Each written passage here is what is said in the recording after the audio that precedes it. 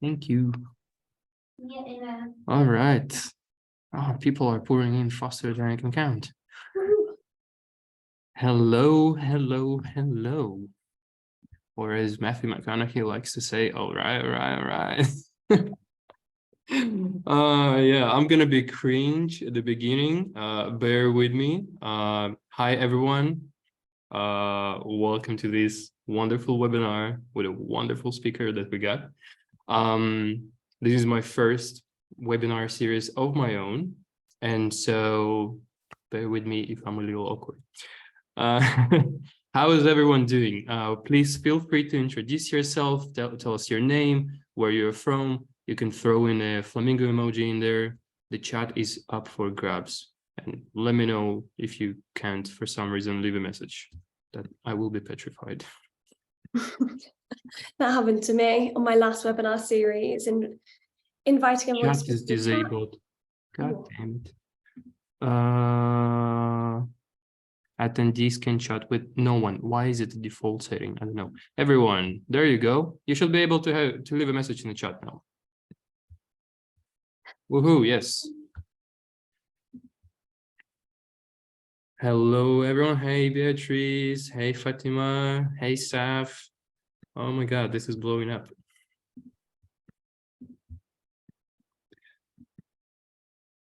Hi, Sayanta. Hey, Jess. How is everyone doing? Good morning from Germany. Hi, Robert. Awesome. Guys, where are you joining from? Tell me. Tell us. Sophie's from the UK. Where are you exactly now? I am in the southwest, so I'm in Cheltenham, which is somewhere no one has ever heard of.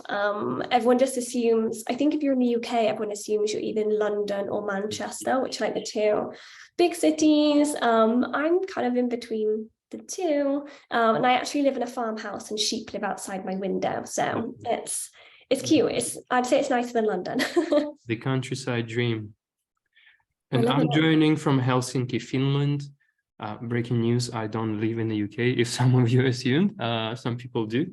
So we are a very international crowd. We got people joining from India, from Warsaw, someone from the US, North Carolina. Is it early morning or late night? Which one is it? Because we're very opposite. 7 a.m. Nice. Thank you for waking up so early for this webinar. Even I wake up at 7:30, so that's commitment. All right, let's wait a couple more minutes till people join the session, and then we can start. And I need to learn how to stop staring at myself. Hi. I do the same. I've also just bought a camera. It's recording over there. And it has one of those screens where it flips up from the back. So the lens is here, but the screen is above it. And every time I use it for content, I will catch myself like staring upwards at myself. And it's really hard not to do. So you're not alone. It's okay. If anyone has any tips on that, please share them with us, because it's a learning curve. Totally. Yeah. Warm-up question. A question that I always ask people in the webinars that I host for other people. And that is, what is your spirit animal? For those unfamiliar with the concept, what's the animal you associate yourself with? And again, mine is not flamingo. Surprise, surprise. If you can guess mine, bonus points. Dog all day long, an owl, love it. Squirrel, bear. Hey, Sarah. Hey, Dragon. Dragon. Why dragon? I'm curious. Jamie, you made it. Jamie Riley, our chat co-parent. Raccoon. Sarah, I thought yours will be penguin. And all right. Lauren, I'm there with you. My spirit animal is cat as well. Their lives are the best. Sophie, what is yours? Ooh, I would say A koala. Yes, because I feel like they're little, and I'm 5'1" for anyone who hasn't seen me in real life. I'm very small. And also they are lazy and clumsy, and that is me. I've got like a tripod here, a tripod there, my camera over there, a microphone here, I've got a bottle here, a computer here, and a laptop here. And just before our session, before we joined our little speaker room, I stood up and everything claps. And I spent 10 minutes really putting it back up. But I feel like that just defines a normal day in the life of Sophie. So yeah, I would definitely say a koala. All right. Are you a picky eater as well? Because they only eat selected species of eucalyptus. I am quite a picky eater. My partner is like the world's best cook. He always cooks new foods. And yeah, I always get a treat when I try new food, because it's not like me. I also don't eat meat either. And I don't think, do koalas eat meat? No, they exclusively eat eucalyptus. Yeah, we're more like, I mean, I don't think I've ever eaten eucalyptus, but maybe we're more like than I thought. All right. Well, we can start. The flamingo gods are shining right in my face, so bear with my lighting. Robert is giving some tips on looking into the camera. Yeah, I need a prompter. My setup, honestly, I need to post a picture of it on LinkedIn. It's I have my Lego castle right next to me. My girlfriend's nail art and makeup station is to the left. To the right is the empty space with a coffee stain on it, and there's me. It's horrible. Anyways, thank you for nails. Yeah, Linda made those. Let's start.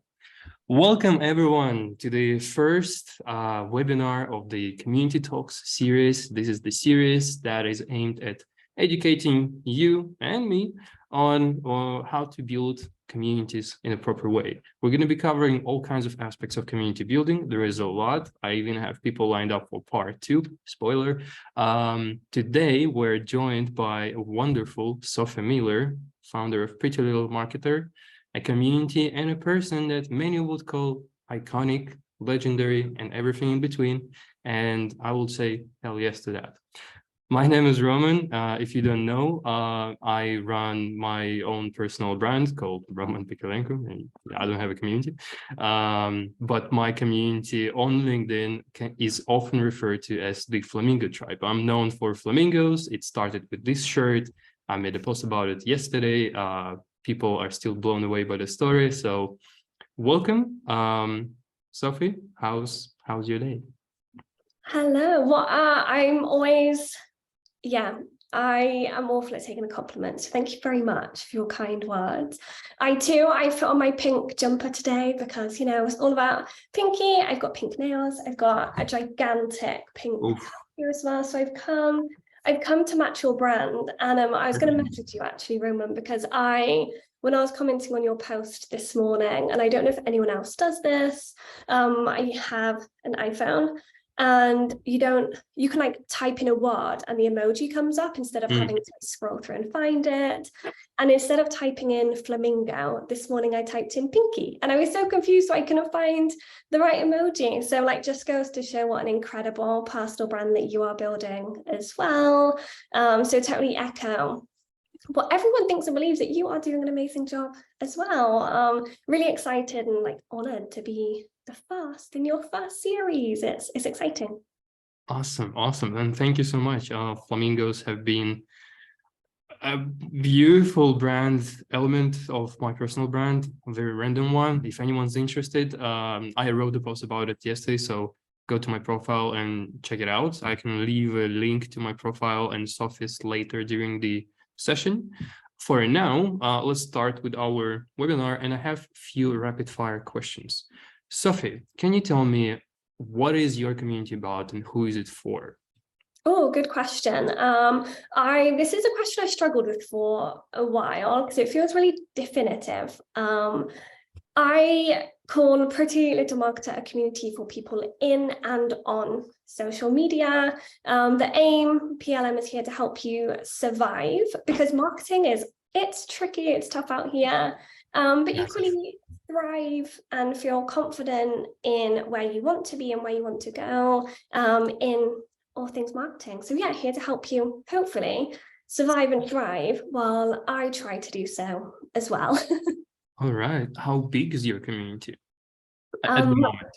we have it literally chokes me up because it's a shock every time I say it. We are a community across platforms of 300,000 people, which is wild. Wow. And how old is your community? Must have taken you years and years of building it.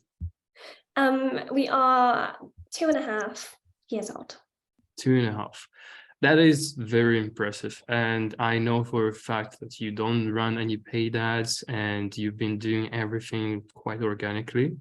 So if you could tell us, why did you even start? Like, what's the purpose? What's the origin story of you joining the social media scene and starting PLM? Of course, good question. I always, if you don't know like PLM story, I always feel like it's a much more unexciting and uneventful one than often is imagined. I will traumatically take you back to lockdown. Well, in the UK, it was lockdown #1. I know we have a global audience, so everyone would have experienced that period of our lives very differently. But it was June 2020. So I think in the UK, we were coming out almost of our first lockdown. At the time, I was a second year student. So for context, I went to university, I guess a little later than conventional. I went at 21, which in the UK is when you would conventionally finish university. That's when I figured out what I wanted to do. I just discovered marketing. Heather asked whereabouts. I went to the University of Gloucestershire, which will mean nothing to most of you. Side fact, they actually had me blocked on all social media platforms. Why? I kept commenting, it sounds awful. I kept commenting on their posts telling them how awful they are. I had the worst university experience and I needed the world to know. So I left a few, I was polite, I'm always polite. So I left a few comments and, you know, their poor social media manager. Okay. That is a story. Your university is like a toxic axe. Yeah, I didn't have the best time. However, you know, just finished my second year. At the time, I was interning or working part-time at an influencer marketing agency. So I was getting my experience, finishing second year. And I remember it was a Sunday afternoon. I think it was the 20th or 21st of the month. And I was laying on my sofa having a bit of a breakdown. I just finished my second year. I went to university ultimately to hopefully solve all my problems, to find direction, to find my dream job. And 2 years in, I felt like I had achieved none of that. And it really hit me that I only had 1 year left, 1 year left to figure it out, 1 year left to brush up my skills, get a big girl job, all of these things. And I think it just felt a little bit intense.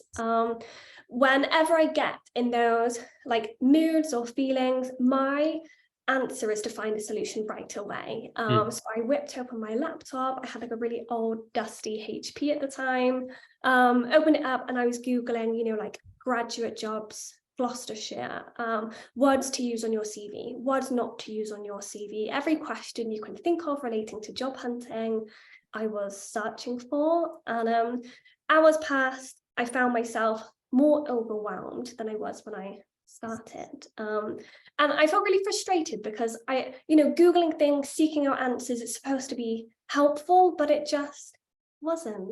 It's not. University, I feel like when you graduate, they give you all the theory, but they somehow, for some reason, they just can't keep up with the modern trends, and digitalization is very, very fast. So I get that, but you are still left completely like without any tools, practically speaking. Absolutely. I think everyone has a different, I have friends who loved their university experience, but for me, ultimately, I wouldn't be here without it. So part of me has to be grateful. But when I look back on my journey, I think I put a lot of pressure on that experience to fix everything. And that's not what university is necessarily for. But yeah, in that moment of panic, don't ask me why, I had an idea to start an Instagram page. I'd seen others do it, there were other communities, and really felt like there was something missing that potentially I could fill. Part of it as well was looking for friends and network, looking to build experience. And I was actually, it's really funny, I was actually going to call PLM the marketing babe. Which actually makes my tummy hurt, because I think that's the worst. Sorry if anyone has coined that name. I don't think it's great. Not for me anyway, each to their own. But it was taken on Instagram, and PLM popped into my brain. It wasn't taken, so I literally just made the page. And I hid it for a week from everyone. I was posting, I was like making my tiny Canva posts in my living room. And I live with my boyfriend as well. And I would literally hide my laptop making my Canva posts, because I felt embarrassed. Like, what am I doing? This isn't going to achieve anything. I'm not an influencer. Who am I? All this doubt. But lo and behold, kept posting, and now here I'm talking to you about it. So yeah, very long-winded introduction, but essentially had a breakdown. Bon appetit. Well, it's funny how they say all the best things appear in the times of crisis. I went to, just for the reference, I went to the startup conference in November, and a lot of people were predicting for this year that this is the best time to start a business. You know, recession, inflation, economic instability, it really sucks, but it's much harder to start a business in the times of stability.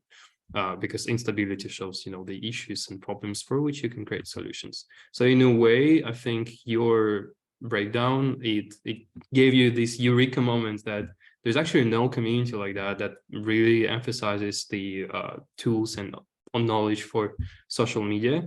And now you cover it brilliantly across 4-5 channels. Like, what's the journey? You started with Instagram. How do you proceed from there? Good question. So yeah, started on Instagram. I'm a 97 baby, and a lot of my friends, well, like friends older than me, tell me that I cannot call myself a 90s baby, because I only had 3 years of the 90s, but I like cling on to that with my life. It's my whole personality. So I am a 90s baby, and I will cling on to that forever. So I feel like I grew up on social media. I remember when I was a little younger, when I was 12, we got a computer. It was like a secondhand, like massive box, like it hardly worked. And I would beg my mum, like, please, can I make a social media account, like on any platform? All of my friends have it. And my mum told me that I could go on social media when I was 13. As soon as my age ended with teen, I was allowed to have like monitored time online. And I genuinely, I counted down the days to my 13th birthday because I was so excited. First for me was Facebook, and then grew up on Instagram. So naturally, it kind of made sense when I did start PLM to go back to my roots and continue that love for Instagram. So that was June 2020 that began, and by December the Instagram was a community of 8,000, which again is it's just wild. I'm an Aquarius, which is half of my personality trait. 90s baby is the rest, maybe like 10% just everything pink. And naturally, I blame my star sign on the fact that I'm a giver-upper. If I don't get something instantly, if I'm not interested instantly, like I will just toss it to the side and do the next thing. So by December, I was super surprised that we were actually still going, and we hadn't tossed it to the side yet, but I'm pleased we didn't. And it was December into January 2021 where I then started on LinkedIn. So that was the PLM LinkedIn page, the business page that you see, and then also me as Sophie, the person on LinkedIn as well. They kind of were born simultaneously. 1 year later, so this time last year, I started a TikTok account that I never post on. It has a few videos, but it's my goal this year, I promise, to do better on TikTok. Video intimidates me. I much for writing and creating, but I'm trying to slowly push myself out of the comfort zone. And then also have a mailing list that I started in September. So nothing happened all at once. It was very much, start here, let's get comfortable. what's next? I often see like new brands or agencies or communities popping up, and immediately they are everywhere. A lot of these communities are run by small teams or one person. It's a lot to manage. So when I look back, I guess it was kind of like leaning into that long game. I think I never had expectations for PLM to be what it is either, which naively was probably quite useful. But yeah, over a span of 2 years. That's incredible, and it just shows goes to show that you started with a passion and you had the sort of goal, like desire, the purpose for your community, but you weren't obsessing on, oh, I need to make money with it, or I need to grow to a certain number, not obsessing with the metrics that are many people calling vanity, and not obsessing over metrics that a lot of people, well, depend on life-wise. And that's brilliant, because I think, in my opinion, you focused on the core principle of your community. You focused on the heart, and really like emphasizing that over the months and couple of years, and everything else has been a byproduct, right? Because you started monetizing it also relatively soon-ish. It didn't come from you. You weren't like actively searching for someone to pay you because someone on the internet told you should do it. It came your way because you were getting the attention of your community, right? Yeah, absolutely. Totally right. PLM for me ever since the beginning, like the heart is just people. I don't care if it makes me a full-time wage or it makes me nothing or somewhere in between. I really do what I do because I love it. And I think I always go back to like the roots and that very long origin story of I was struggling and I just wanted somewhere to help, or someone to, even if they couldn't give practical advice, just make me feel a little bit more hopeful and confident. So for me, like my why and everything I do stems from that. And just been really lucky along the way that there's lots of other people who want to kind of be on that journey with me. I remember the first time I ever earned a single penny through PLM was in November 2020. So we were about 5 months in. And I had been doing free webinars for a little while, and had a friend who was like, Sophie, you can't keep doing everything for free. And I was like, I know, but I'm also terrified of selling. And 2.5 years later, I still am. You never really see me talk about my one-to-ones or my webinar tickets other than like a launch day, because I find it really tricky. And I remember I felt so guilty, but I knew I could no longer work for free. And I charged £2.50 a ticket. And I apologized. I was like, guys, I'm so sorry. I have to charge this money. And everyone in my DMs was like, Sophie, don't be silly. Like, it's absolutely like, this is cool. We are excited for you. I think a real byproduct of our community for me has been like that confidence, and others, oh my God, others allow me to believe in myself as well, which I think is really, it's a special part of the internet. And then following that, I started freelancing in 2021. And I think a lot of that kind of attraction when it comes to clients came from, oh, I've seen PLM, or oh, here's physical proof that you can do what you're selling. Let's have a conversation. So although never, really never thought we would be here. I think naturally a byproduct of lots of people seeing what you're up to. That's, again, incredible, how it organically grew one on top of another. Let's dive deeper into your management and scalability of your community. And before we do that, a moment to remind everyone, if you have any questions at all, please drop them in a Q&A. We're going to have 15 minutes at the end dedicated just to answering this. I already see a couple, 3 questions there. Wonderful. Keep them coming. We're going to try to answer as many as we can at the end. Now, to your scalability, you started on Instagram. You also had a Facebook group at some point after that. Yes. You went on LinkedIn, smashing it. Congrats on 100,000, by the way. You had your TikTok, and now your email newsletter is also one of the best. It's in my top 3.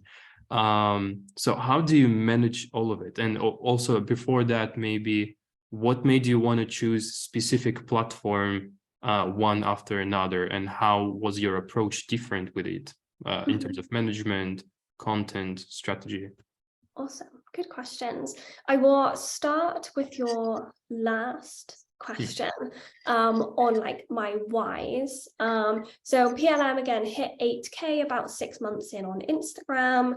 I think it was in those 6 months where I started the Facebook group. There were a lot of conversations in comment sections from, you know, like a community member commenting and another community member replying to them, and noticing these conversations and people wanting to get involved with one another. Instagram doesn't have much capability to allow you to, there's communities and stuff now, but back then didn't have the capability to put them in a place. So randomly started a Facebook group one day. Honestly, I think I saw someone else do it and I was like, that's a good idea. So plonked everyone or anyone that wanted to join in one place. For me, I don't really do much in the Facebook group other than just approve posts or get rid of like really random spam. I get a lot of weird, if anyone runs a Facebook group and you get spam as well, you know what I mean, but there are some like absolutely random posts sent in quite frequently. But yes, in that 6 months, just kind of needed a place to plonk people that wasn't centered around me and what I was posting. Got to January and that's when I started on LinkedIn. The like honest sole reason for that was because I started using LinkedIn as Sophie. January 2021, I had no job. I was let go from the agency I was working at because they were a small firm and COVID kind of swallowed them up, as with a lot of smaller businesses. I rent this apartment. I was a third-year student. Student loans don't get you very far, and I couldn't find a full-time job because of my student status. And I got a DM on LinkedIn asking if I freelance. So it was at that point actually when I was like, oh, okay, I've got an inquiry on LinkedIn. Let me start posting on here. All I was doing at that point was kind of just taking what I was posting on the PLM Instagram and posting on Sophie on LinkedIn. Wasn't really working. Also didn't know how to post carousels. So it's just like random squares of just pictures at the same time. It didn't look good. And it wasn't working on Sophie, so I set up the PLM LinkedIn to separate me from what we were teaching and building and sharing. One question there: when you were running your Instagram, the Pretty Little Marketer account, were you as active on your personal Instagram, or was it just for personal use? If anyone follows me on my personal Instagram, you will not often see me. I think every social media manager knows that like your socials, LinkedIn aside, they get neglected, don't they? I think I post on my personal Instagram when I go on holiday, and then every other time of the year, like you won't see me, you won't hear from me. But yeah, so it was pretty much Instagram, just the PLM Instagram. Okay. And so what was your strategy? You created the company page on Pretty Little Marketer. How different did you have to make your personal content on LinkedIn then? Oh, good question. Back then I had absolutely no strategy. It wasn't until probably August 2021, so let's say around a year and a half ago, when I had finished university, freelancing was going well. You finished around August. You finished around August. I started lurking on LinkedIn around that time. Oh, exciting. I think my graduation was like November 2021, but my course ended like summer, July, August time. It's quite a late finisher. Up until that point, I was on LinkedIn, and I was job seeking at the time. I didn't want to freelance. I didn't want my own business. I was kind of posting on Sophie with the intention to find a job. Whereas I was posting on the PLM LinkedIn and Instagram to build a community. So I think at the time I didn't know, but looking back, I think the reason I approached both of them differently was because the aims were different. What I wanted to achieve was different. One was to job seek, one was to build community. At the time when it came to the PLM Instagram and LinkedIn, I didn't know what repurposing properly was. I literally just copy and pasted everything across both platforms. And it worked for a while because PLM was new on LinkedIn. But I think as people started then filtering over to the Instagram page, or I would talk about LinkedIn on Instagram, and those audiences would like cross-pollinate, I think it got harder to do. Because then I was just serving people the same content twice every single day. The same kind of So yeah, content repeating. absolutely. So understanding how to differentiate between the two, I think has been a real important driver. Tricky, however, because you want to keep that central message, you want to keep that community, you don't want to be too different in a sense. So yeah, figuring that out. It's been a long journey, and it wasn't until, say, a year and a half ago where I sat down to really think, what am I doing here, and how am I actually going to do it that isn't winging it every day? It's interesting because I don't think I've ever noticed this transition. I've been following you for quite a while, and probably in a period of time when you were experimenting with personal versus company page content, I have not noticed any difference. Probably because I don't really see it on Instagram anymore, so I don't see your content on Pretty Little Marketer. So whatever I saw on LinkedIn was like original, amazing, and it's also like, you know, inner critic comes out because you see your, well, flaws, you can say, or things that you think you're doing wrong in a much more extreme way. Yeah, no, totally. I'm curious. Your content quite often covers social media campaigns and other brands, what they do. Your recent post about Nike and Tiffany & Co. collaboration blew up. I think it ended up in LinkedIn News, which is wonderful. It was a great post. Why LinkedIn and not Twitter? Because this type of content, I think, will work really well on Twitter, where trends and news and social media campaigns blow up every single day. Good question. Firstly, anyone follows me on Twitter, sorry. I feel like people see PLM, I think my username is PLM Soph. PLM Sophie was taken, and Pretty Little Marketer was apparently too long, so I had to like improvise there. I serve no value whatsoever. My Twitter is just me complaining about everything that I'm too scared to say on LinkedIn. So like Twitter is essentially what goes on in my brain.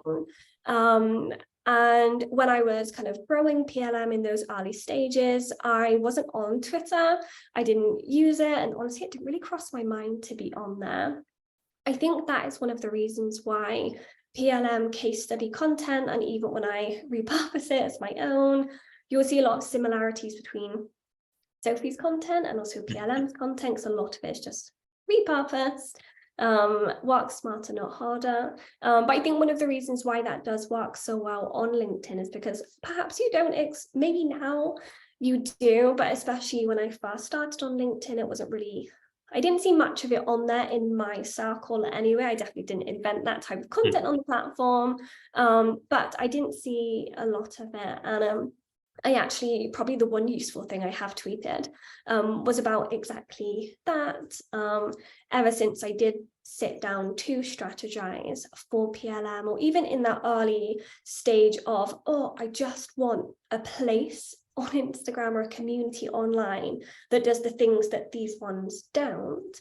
Ever since the beginning, I've been seeking opportunity in things that people don't do, or even other creators who do a good job, but you could potentially do better, but in a good way.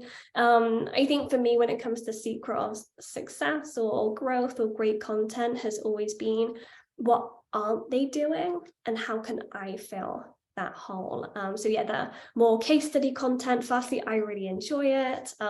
Think in another life, I definitely would have been a journalist, because I actually really enjoy like writing and reporting.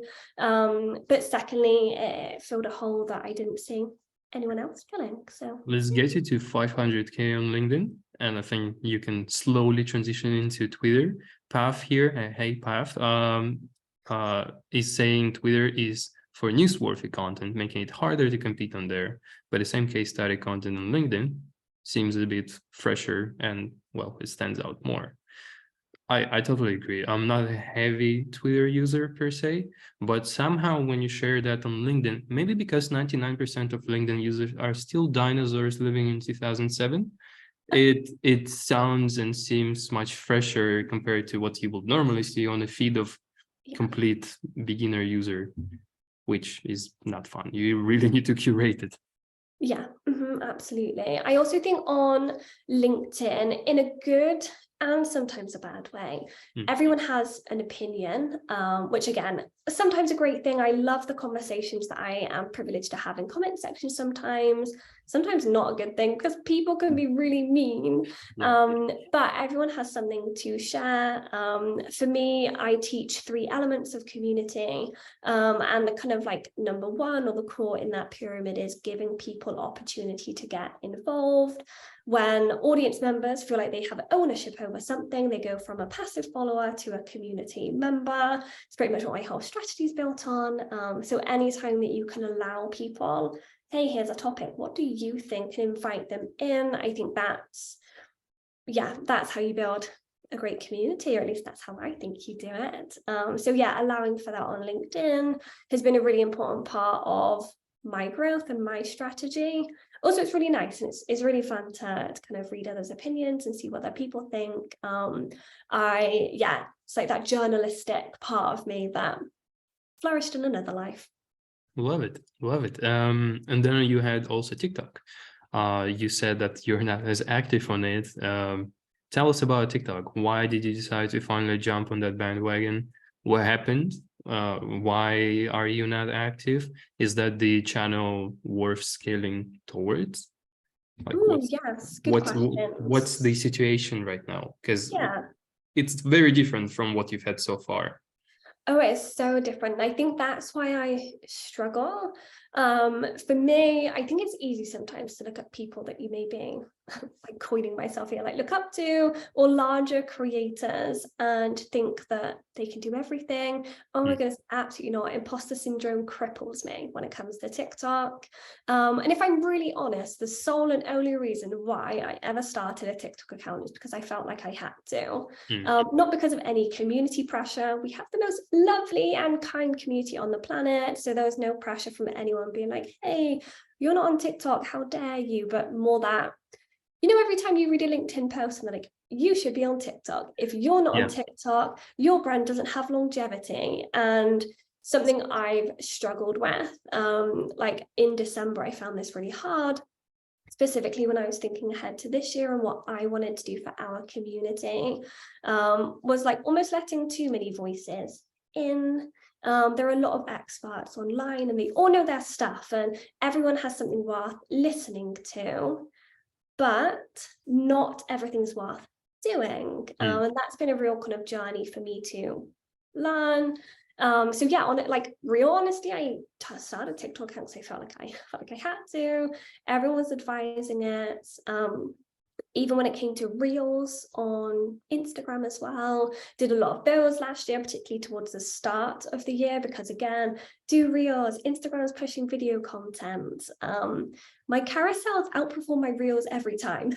Really? Maybe that's because I'm more used to them and I put more effort into them. And you've been doing them for longer. Yeah, video is still not something I have worked out. I think the PLM TikTok currently stands at about 22,000 followers, which I know is still quite a hefty number. And I think that's for 2 reasons. And honestly, there's no strategy here. Number one, long game. People already knew that PLM existed. I get a lot of comments. I got a comment on a TikTok the other day actually, from someone really kind, and I'm like, oh my goodness, like I follow PLM on LinkedIn, I didn't know you were here as well. So having a recognized name I think can be really, really useful. Number 2, I had a really, I hate the word viral. I guess I had a viral video. I did a video about copy AI, and it wasn't even an ad, which is really annoying because if it was, then it would have had some awesome metrics. I got 1.5 million views, and I think that really helped push the account, obviously getting in front of new people. But that was a total accident. I didn't know that was going to happen. I genuinely had an anxiety attack watching the numbers go up. So yeah, and I think that really opened my eyes to someone can have a lot of followers but it doesn't mean they know what they're doing, like in the best way. I remember when PLM hit 20K on TikTok, I got a few messages. I was asked to do a webinar with a company about how to grow on TikTok. And I was like, oh, like what made you ask me? Just out of Probably because they saw that TikTok video. Yes, no, absolutely. They saw the 20K. Yeah, they absolutely know that. I had no idea. It genuinely happened by accident. And I think, yeah, again, a real lesson for me. But yeah, ultimately felt like I had to, super honesty. I love LinkedIn and I love Instagram. Our community thrive there. The community is in the content is enjoyed, it's working. I don't think you have to be on every platform just because you're told to. What works for you? Where are your people, and how can you perfect one first before moving on to something new? Is something I wish I could have encouraged myself at least a year ago. I can relate to it so much. The fact that there is so much advice out there saying what you should be doing, what's the trend, where you need to move towards. But the thing is, you can do those things, but should you? That's the thing, the capacity, the purpose behind it. I mean, your purpose is clear. You have the community, you have the heart of the community, and you want to grow it across channels and attract new people. But also, and we're going to get to it in a second, I had the same experience last summer. I almost expanded to TikTok myself. I expanded to Twitter and quickly gave up because I found out just how much time commitment I need in order to grow. And it's the same as any other social. Just like LinkedIn, I would have to be in the comments, I would have to be actively engaging. And also Twitter as a platform, you need to tweet multiple times a day. So that's a whole different animal. But given all of that, you have Instagram, you have Facebook group that is very self-sufficient, last time I heard. You have your LinkedIn, and you have some presence on TikTok.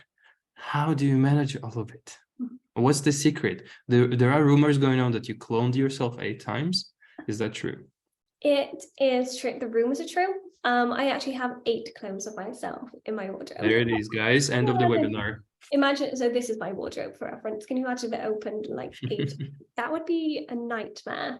No, really good question. And there's really not much magic to it. I will say that what you see online is a very small portion of what people do. I'm on my computer for hours every single day. I did a carousel yesterday about Wednesday, and it was all about Netflix marketing strategy. That post took me 6 hours over the weekend. And I think when you follow people online, you don't expect that, I suppose. So number one is a lot of time. Number two is a lot of repurposing. I actually did a post on it today on the PLM Instagram that was reposted on the LinkedIn. That was inspired by a post I did on my personal LinkedIn that performed really well. So a lot of it is kind of quite like circular. What was posted on Sophie's page will likely be turned into a carousel in 3 weeks' time for the Instagram that'll be reposted on the LinkedIn. So finding ways to make them all work together has been really important for me. When it comes to growth, I think it's just really great content, and I always feel arrogant, and I say it humbly, but I genuinely do think PLM content is great. Not because I make it. I think it's great. Right here at this desk, but because of the time that goes into it. I always have like an audience first approach. Honestly, I've created content before that I think absolutely bangs, that I think is incredible. Gotta be your own biggest fan. But then I step back out of it and I'm like, great, like, but does this read well? Is this useful for someone in my audience? Is this going to stand out in their feed? And be really honest with yourself. Something I always recommend is audience research, either before you dive in or as you're going. There are loads of ways to do that. Check your insights, what's working, larger creators in your space, what are they doing that's working well that you could be inspired by and do uniquely? Or I am had a one-to-one with a client the other day, kicking off a new strategy, Mhm. and they have no insights. There's not really anyone in their niche. What do we post? What do we do next? My first recommendation is something I always go back to is, well, how do you use social media? User first, then customer or client. For me, I use social media quite passively. When I read a LinkedIn post, I'm usually skimming. When it comes to big paragraphs, I don't read them, whether that's on a carousel or Gives in me a anxiety. post. Yeah. When I'm on TikTok, what do the videos that I watch have that the ones that I don't watch have? I hope that sentence came out right. So like that inward reflection of, okay, well, aside from my audience and what can I post for them that's valuable or useful? Well, first and foremost, how are we using social media and how can I learn from that first? So there are a few elements, but ultimately it's hard work and time. I'm very fortunate and so lucky every day that this is my full-time job. And I did a post about this the other week, actually. That a lot of the people that we're comparing ourselves to, like I have 8 hours a day to do this. I can do this on the weekend because it's my sole responsibility. If you have a full-time role, you have a family, you're living at home with parents, you're a carer, there are so many external factors that are going to impact your ability to do what you do. So I think, yeah, that comparison game can be dangerous, but ultimately I have lots of time. It's my whole job. Very lucky, it's something I love to do as well, so can't complain too much. But yeah, audience in mind, great content, lots of time. That's amazing. And also sounds just like so much. If I was to sum it up, the way you manage all your 300,000 plus empire, 3 elements to it. A lot of hard work. 6 hours per carousel is a normal thing. That is followed by a lot of audience research, the psychology behind the social media consumption. Second, you do it all by yourself, plus your 8 clones, of course, and your boyfriend supporting you. That's something that is not often talked about, but you did, I think, around New Year's. And third, a lot of repurposing. Yeah. Having a proper distribution strategy, because if you have more than one channel and you create original content for each platform, you're gonna go crazy. Mm-hmm.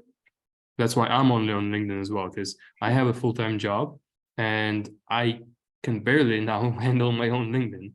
Yeah. My DMs are blowing up, not to brag, it's just becoming very active. It's a lot. So yes, it's amazing to hear how you manage it. We have a massive Q&A. We have at least 15 questions, and please, everyone, if you drop some question in the chat, bring it to the Q&A so I can go through it. Let's go with the first one from Fatima. What is your long-term vision for PLM? Oh, good question. Often a question I avoid. I did a webinar, not a webinar. I didn't do a webinar. I did a podcast last year with Amelia Sordell. I love her to the moon and back. I walked into the podcast room. She gave me the world's biggest hug and I felt like the chosen one. It was amazing. And in that podcast, actually, I've linked it on my website. We did it last February. She asked me what my long-term vision was for PLM. And I absolutely tiptoed around the answer. I think when you put something out in the world, it's scary. Because if you don't do it or it fails, then I think, yeah, it can be tricky.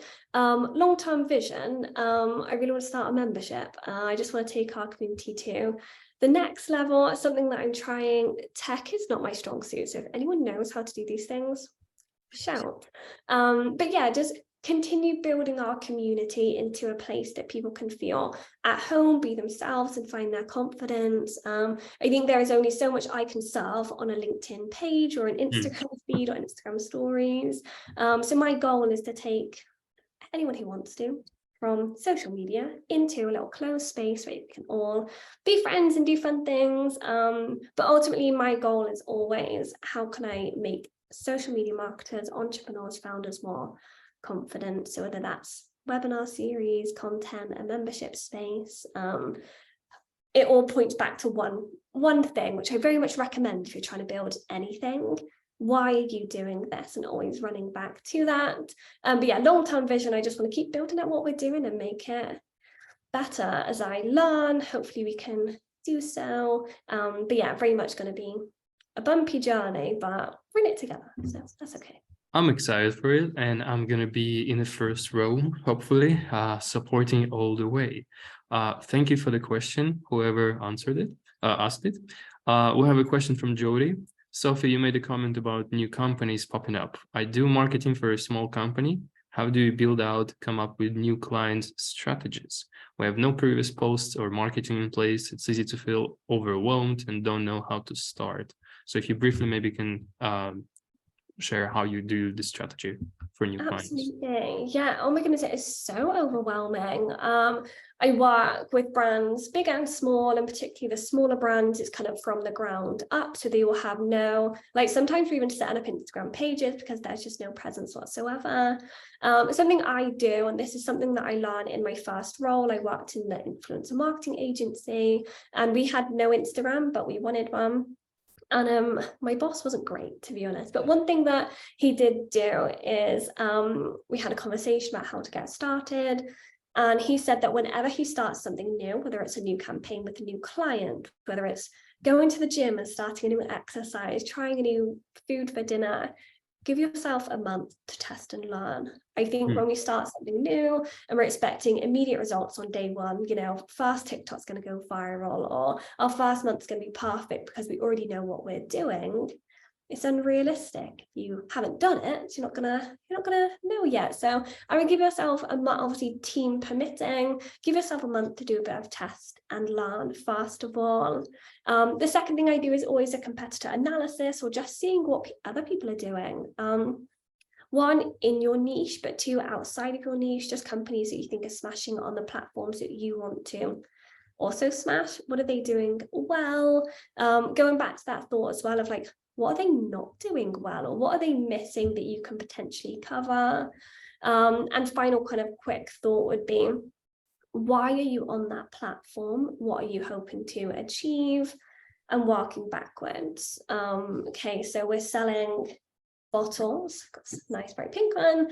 I want to use Instagram to sell water bottles. Awesome. How am I going to do that? I'm going to share content about this, this, and this. Awesome. How am I going to do that? Okay, I'm going to put a weekly schedule together. I'm going to use Canva. So like really breaking it down from the end goal to where you are now is something I find useful. I feel like there's 100 other things I could say. So please pop me a DM on LinkedIn or Instagram. But yeah, those three things would definitely be ones to think on. Wonderful. Love especially the mindset there that you need to just test things for a month. I think that is relevant for anything in marketing. If you want to give it a go, just give it a go and analyze the results and base your decision whether continue with it or not based on the data, not your gut feeling, not your imposter screaming in your face. Data never lies. Another question from Ella. I found you on LinkedIn, Sophie. Love your page there. I'm looking to gain experience on socials to eventually freelance myself. Do you recommend starting on LinkedIn or elsewhere to gain that experience? Ooh, good question. I think I just fluffy answer. Start where you feel comfortable. When it comes to making your own experience, ultimately it's your experience, and you want it to be fun, and you want it to be something that you're actually going to learn from. So, you know, if you enjoy LinkedIn and you want to create content there and you think it's going to teach you what you want it to teach you, amazing. If you actually hate LinkedIn and you don't enjoy being on there, then it's not going to be a fun process, and you're probably not going to digest anything from that experience. For me, I still do. I know everyone hates it, but I still love Instagram. So it made sense for me to start there. I would say don't overthink it. Where do you want to be? When it does come to freelancing, it's going to be a different conversation. Where are your audience and how can you get in front of them? But yeah, first thought would be what do you enjoy? What do you want to do? Is your time that you're going to be pouring into it, essentially. So yeah, I mean, I love LinkedIn, it's awesome, but yeah, where do you want to be? What's going to teach you the most? And I would also add to that, if you know who you want to work with, your target audience, it's important to know where are they? Because if you want to target CEOs and founders, I doubt you can make a living being on TikTok. Or that is a very indirect creative way, which please prove me wrong. I'm dying for creative content creators. Hope that answered the question. We have another one from Pav, and Pav, you have two questions. I'll ask the second one. Any advice on finding the balance between consuming content to stay on top of trends, find newsworthy content, etc., and creating content? Oh, good question. So I find my job is to be on social media. That's my whole job. And I find it really hard not to overconsume, which sounds impossible, but like absolutely is. Again, going back to that mindset I had in December, the sole reason I started on LinkedIn is because I was just listening to too much. So I have on LinkedIn and on Instagram, I have notifications on. So when a certain creator posts, I get a notification. Not for friends and people I love, although I do love them and I look out for their content so I can support, but for people that like genuinely help me do my job. So Matt Navarra is a fan favorite. JT Barnett, he's on TikTok, he's also on Instagram. There's an amazing account on TikTok called Girl Boss Town, where she talks about campaigns. Rachel Higgins, because of marketing account, I've got her notifications on. But finding ways to make information come to you and being selective about it. You know, I probably have one favorite in the creator space, one in socials, one in advertising, and also newsletters. Newsletters are a godsend. Roman, yours is one of my favorites, and I'm not just saying that because I'm here. I genuinely do enjoy it. I do have some recommendations if you're looking for like advertorial or trend-based content on the PLM Instagram. I have an old reel that has a few favorites on it. Again, Matt Navarra, the Geek Out is a fan favorite. He's amazing. He actually followed me on Twitter. That's awesome. I was so excited. Like absolute fangirl. And any others I can think of, I'll put into a LinkedIn post this week. But yeah, finding ways to make information come to you, and don't feel guilty if you miss a trend or you're not the first to post about something. I promise it doesn't matter. Doesn't matter too much. Perfect. If you could make a list of these people that you would recommend, and I can share them in the email together with the recording of this session, that will be fantastic. Perfect.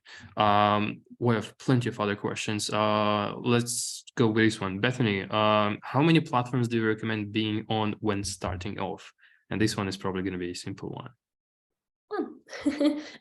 Yeah, back to what you were saying, Roman, like, why are you on social media? Where are you going to achieve that? And, you know, in that, who do you want to be in front of? What platform is going to be the best one to help you achieve that? Once you're comfortable on there, move to the next one. I think, yeah, as marketers, we overcomplicate things, don't we? So yeah, we want to do everything all at once. Yeah. And I think it's also relevant to think about your goals. So if your goal is to reach a certain number of followers, sure, do that on one platform, move on to the next. But if we're talking about freelancing, for example, what I hear from other freelancers is that you should probably create a stable, sustainable income stream on one platform. So say LinkedIn, where you started off. And only then, when you know that you have the capacity for the extra channel, and this is reliable, stable income, then you can move on and try to build something there, because you're going to be a complete newbie, right? It's going to be a lot of research, a lot of grind at the beginning to get the boost onto your engagement and everything. So one. Yeah. Perfect. Question from Jess. I have recently taken over all marketing activities for the company I work for. Jess, I'm so sorry. We specialize in direct mail. All social accounts have had little to no attention, and the content is very corporate, relatable in my job. What channels would you recommend are most suitable, and where is the best place to start in terms of content? Oh, good question. I guess there's like previous activity on those socials. So in terms of where, like which channel to start on, what has been the most effective so far? If the Instagram was booming and there were lots of leads coming from there, if that was your goal, but now we want to focus on LinkedIn, kind of feels naturally not the first place to start. So I do a bit of reflection, what was working. Again, I'd probably recommend starting platforms one at a time, or if you are able to repurpose, then, maybe Instagram and LinkedIn, something that you could do together and make your life a little easier. In terms of content, it all goes back to why am I on this platform? What am I hoping to achieve? And who am I posting for? We have questions in the PLM Facebook group quite often, actually. I'm in a really boring industry. How do I make exciting content? Which feels like the right question to ask. But ultimately, it doesn't have to be exciting to you. It just has to be right for who you're writing for. So looking at previous insights, other people in your space that are doing it well. And again, you've recently taken them over, give it a month, do some test and learn, and then I would reflect and start putting a bit of a strategy together. Love it. Love it. While you are answering the questions, I'm going to create a Google Sheet real quick where people can drop their contact information similar to yours. I think that's brilliant. So hope that this answered the question, Jess, and we have plenty of others. Let's see. I'm going to try to pick something relevant to the topic and not just freelancing because there are so many. Very interesting question from Aisha. Are you sometimes scared you will say the wrong thing online? How do you deal with this? That's a very good question. The answer is yes. I was diagnosed with anxiety disorder when I was 14. So like confidence for me, it's never come super naturally. I'm quite introverted as well. Like I never really want to be the person that starts at like front of the room shouting, which now is my job. It feels very interesting. When I started PLM, though, it kind of naturally felt easy. We had a really nice, safe little community on Instagram, started growing on LinkedIn. And last May, I found myself on a Reddit thread. Ooh, is it LinkedIn lunatics? Anything about LinkedIn and Reddit threads, there's not nice places. So I ended up on a Reddit thread and I read the comments. Oh my goodness, I read the comments. I genuinely cried myself to sleep, and I'm not saying that for sympathy. I didn't post for a week, and honestly, even now, almost a year later, I still reflect back to that time where I read a comment where someone was calling me insufferable or judging because I'm in my 20s and I think I'm an expert, and all of these comments from people that ultimately don't know you. I get very worked up because it frustrates me that people can be mean. Ultimately, what I've learned is that you can never please everybody. I can post the most heartfelt, encouraging LinkedIn post that like it's not an opinion, it can't really be like disagreed with, so to say, and like still get a oh yeah but comment ...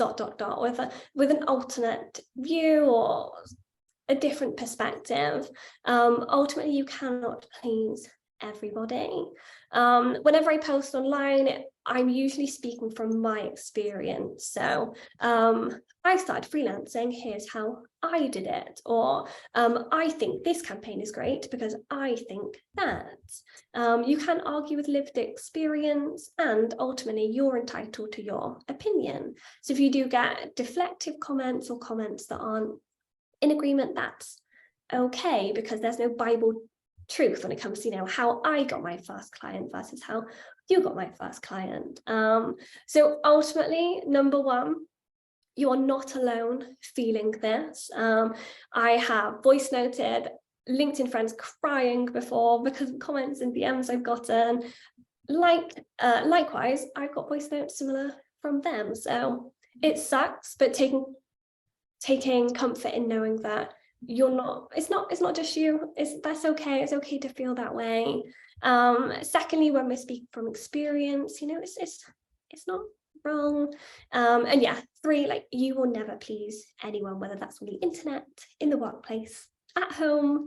And and that's okay. Yeah, those would be very long thoughts. That is so relevant and relatable. Maybe not to me per se. I somehow still have not managed to get too many haters. I'm doing something wrong, but I know that this is very relevant to pretty much everyone else. And it is a reason that discourages many people from being a content creator, creating content.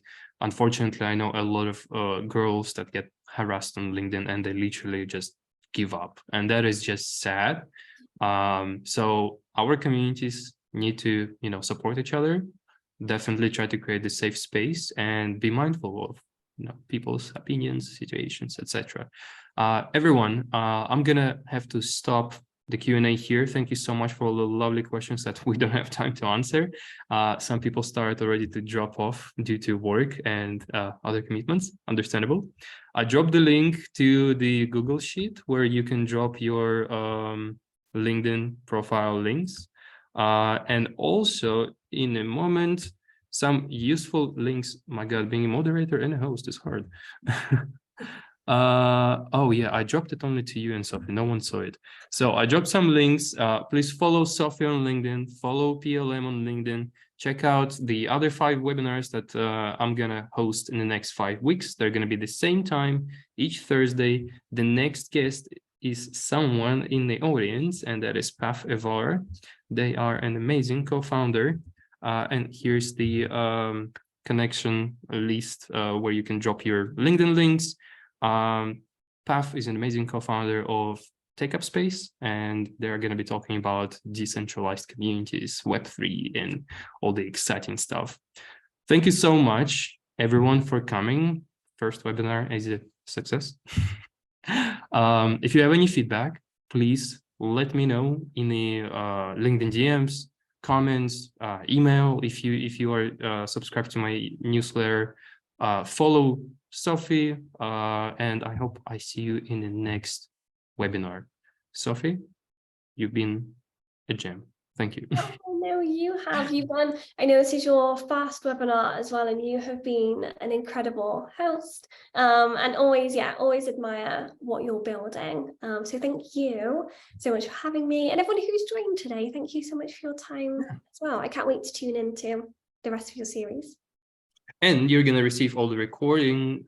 The recording of this one, recordings of the next ones, if you signed up, and the list of the resources that Sophie recommends shortly later today. So tune up or whatever. Thank you for coming. This is the awkward part where I need to leave. Amazing. Thanks so All much, right. everybody. Bye. Bye-bye. And I'm gonna stop recording here.